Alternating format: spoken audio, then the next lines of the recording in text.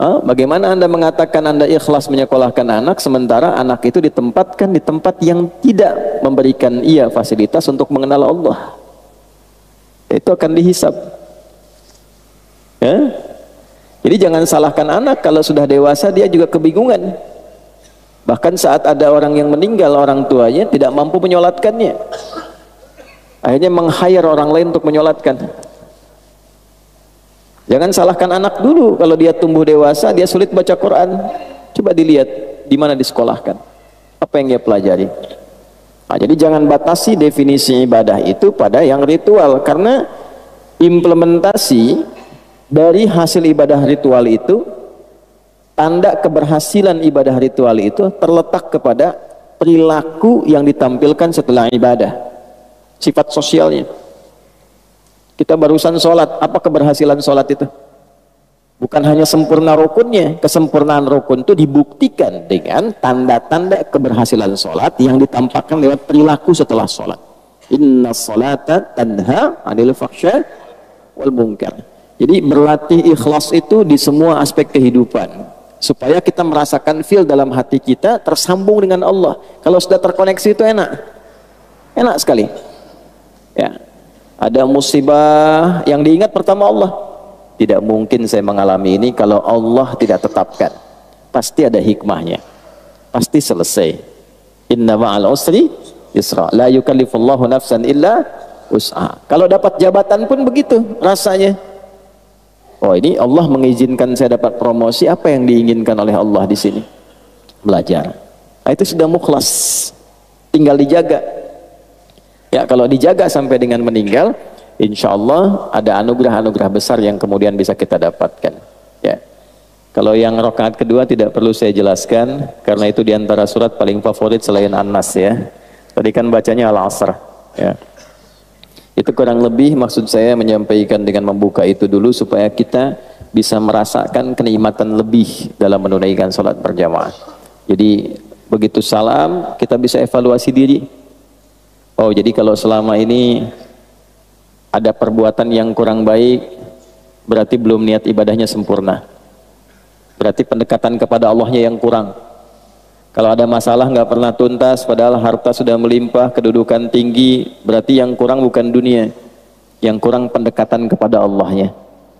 Karena itulah ketika orang-orang seperti ini ingin kembali kepada Allah, menariknya di Al-Quran disebut dengan nama yang sama dengan orang yang sedang ibadah. Jadi orang taubat dari dosa, dosa sebesar apapun, ketika dia taubat, itu disifati oleh Al-Quran sedang ibadah, Pak. Itulah dahsyatnya ketika Allah memberikan anugerah. Itu dengan nama yang sama dengan orang yang sedang berdoa, dengan nama yang sama dengan orang yang sedang menunaikan sholat, namanya sama-sama ibad. Buka Quran surah ke-39 misalnya, di ayat ke-53. Az-Zumar ayat 53. Qul ya ibadiyalladzina asrafu ala anfusihim la taqnatu min rahmatillah innallaha yaghfirudz dzunuba jami'a.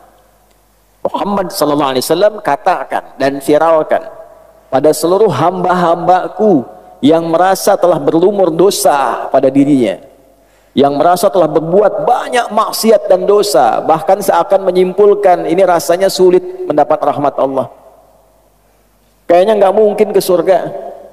Maka turun ayat ini dengan mengatakan la taqnatu min rahmatillah. Jangan engkau menyimpulkan demikian, jangan berputus asa dengan rahmat Allah. Innallaha, tegaskan pada hatimu, pada dirimu yang paling dalam, jangan pernah ragu. Sungguh aku tegaskan, Allah itu, kata Allah, yaghfirudz dzunuba jami'a, akan selalu membuka peluang untuk mengampuni seluruh dosa-dosa yang pernah engkau kerjakan, agar engkau menjadi lebih baik, asal engkau mau koreksi diri dan menjadi pribadi yang lebih baik di masa depan. Itu disamakan teman-teman sekalian, Bapak Ibu, namanya disamakan dengan orang yang sedang menunaikan amal soleh.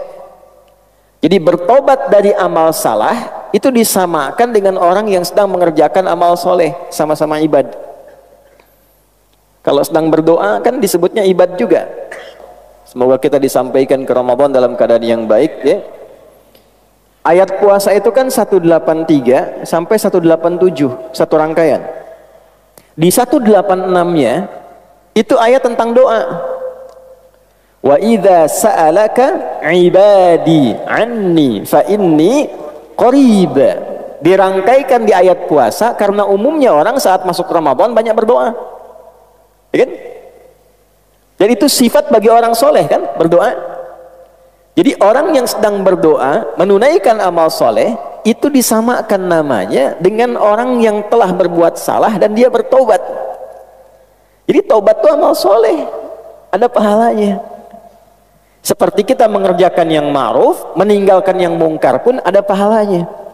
Mengerjakan yang soleh, meninggalkan yang salah, sama-sama berpahala. Nah itu kesimpulan yang kita dapatkan dalam kesempatan subuh ini. Jadi berbahagialah kalau saya, Anda, kita pernah berbuat salah dan mendengar ayat itu kemudian bertobat. Bukan hanya tobatnya yang berpotensi diterima, tapi pahala juga dituliskan. Betapa sayangnya Allah kepada kita. Jadi kalau sudah dengan tawaran itu belum mampu untuk bertobat, dengan cara apa lagi kemudian mesti difasilitasi?